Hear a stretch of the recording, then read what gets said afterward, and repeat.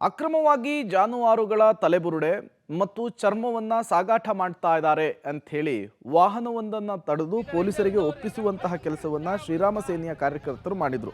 ಈ ಸಂಬಂಧ ಆರೋಪಿಗಳಿಗೆ ಈಗ ಸ್ಟೇಷನ್ ಬೇಲ್ ಸಿಕ್ಕಿದೆ. ಇದನ್ನ ಖಂಡಿಸಿ ಶ್ರೀರಾಮ ಸೇನೆಯ ಕಾರ್ಯಕರ್ತರು ನಿಗಿ ಕೆಂಡವಾಗಿದ್ದಾರೆ, ಪ್ರೊಟೆಸ್ಟ್ ಕೂಡ ಮಾಡಿದ್ದಾರೆ. ಹಾಸನ ನಗರದ ಎನ್ಆರ್ ವೃತ್ತದಲ್ಲಿರುವ ಡಿವೈಎಸ್ಪಿ ಕಚೇರಿ ಎದುರು ಪ್ರೊಟೆಸ್ಟ್ ಆಯಿತು. ಪ್ರತಿಭಟನಾ ಸ್ಥಳಕ್ಕೆ ಡಿವೈಎಸ್ಪಿ ಗಂಗಾಧರಪ್ಪ ಭೇಟಿ ಕೊಟ್ಟು ಪ್ರತಿಭಟನಾಕಾರರ ಮನವೊಲಿಸುವುದಕ್ಕೆ ಯತ್ನಿಸಿದರು.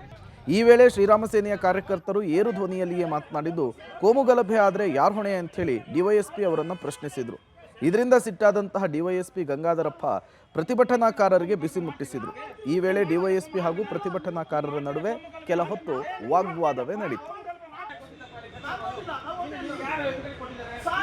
ಮಾಡಿದ ಶ್ರೀರಾಮ ಸೇನೆ ವತಿಯಿಂದ ನಾವೆಲ್ಲ ಕಾರ್ಯಕರ್ತರುಗಳು ಸೇರಿ ಒಂದು ಒಳೆನೇಶಪುರದಿಂದ ಗೋ ಬರ್ತಿದೆ, ಹತ್ಯೆಯಾಗಿರೋದು ಮಾಂಸ ಬರ್ತಿದೆ ಅಂತ ನಮ್ಗೆ ಮಾಹಿತಿ ಬಂತು. ಮಾಹಿತಿ ಬಂದ ಮೇರೆಗೆ ನಾವು ಕಾರ್ಯಕರ್ತರೆಲ್ಲ ಸೇರಿ ಒಳೆನೇಶಪುರದಿಂದ ಬರ್ತಿದ್ಕಂತ ನಾವು ಬಂದು ಇಲ್ಲಿ ಸರ್ಕಲ್ ಅಲ್ಲಿ ಅಡ್ಡೆ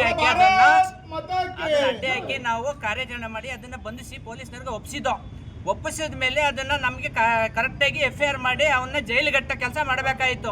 ಆ ಕೆಲಸ ಇವ್ರು ಮಾಡಿಲ್ಲ. ನಮಗೆ ಜೊಮ್ಯಾಟೊ ಕೇಸ್ ಹಾಕ್ಬಿಟ್ಟು ಇಲ್ಲಿ ನಮ್ಮನ್ನ ಬಿಡುಗಡೆ ಮಾಡಿ ಮನೆ ಕಳಿಸಿದ್ದಾರೆ. ನಾವು ಮಾಡಿದ ಏನು ಕರ್ತವ್ಯಕ್ಕೆ ಏನು ಬೆಲೆ ಇಲ್ದಂಗೆ ಆಗೋಗಿದೆ. ಇಲ್ಲಿ ನಮಗೆ 300ಗಿಂತ ಹೆಚ್ಚು ಚರ್ಮಗಳಿದೆ ಇಲ್ಲಿ ಗಾಡಿಲಿ. ಅದಕ್ಕೆ ಬೆಲೆನೇ ಇಲ್ವಾ? ಅದು 300 ಚರ್ಮಕ್ಕೆ ಬೆಲೆ ಇಲ್ವಾ? ಹಸುಗಳಿಗೆ ಬೆಲೆ ಇಲ್ವಾ? ಇಲ್ಲಿ ಸ್ಟೇಷನ್ ಬೇಲ್ ಮಾಡೋ ಅಂತ ಕೇಸ ಇದು.